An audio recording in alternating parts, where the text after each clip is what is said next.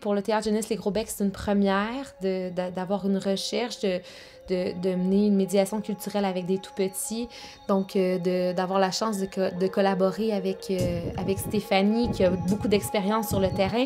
Pour moi, avec les 18 mois, c'était vertigineux de me dire, OK, comment je vais établir un rituel autour du silence? Du coup, pour moi, personnellement et du coup professionnellement, ça a vraiment, ça m'a fait bouger en tant que médiatrice.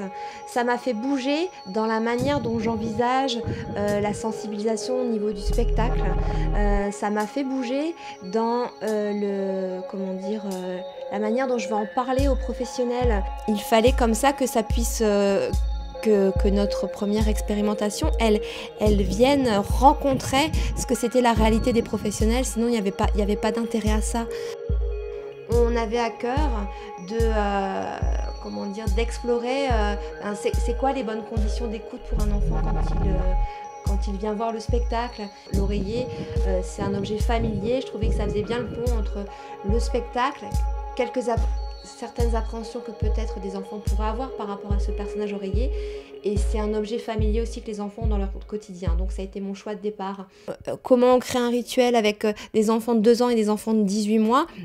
C'est sur ça qu'on a beaucoup échangé aussi. Et puis vraiment associer l'équipe à ça. C'était ça qui était très important, ne pas qu'elle soit partie prenante. Et du coup, je pense que ça, on échangeait aussi beaucoup par rapport au fait que moi, je connaisse le terrain professionnel. Mais après, je connais pas le terrain professionnel des éducatrices au Québec, même s'il y a quand même, en tout cas, je m'en suis rendu compte, énormément de parallèles à faire entre ce qu'elles vivent ici et ce que les professionnels vivent en France. Pour une première rencontre, je voyais les enfants et puis je leur proposais le rituel du silence.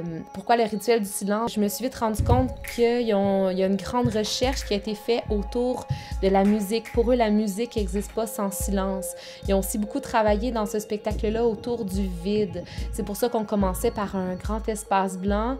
Et puis pour eux, c'est à partir du silence et à partir du vide que la création et puis l'interprétation peut émaner.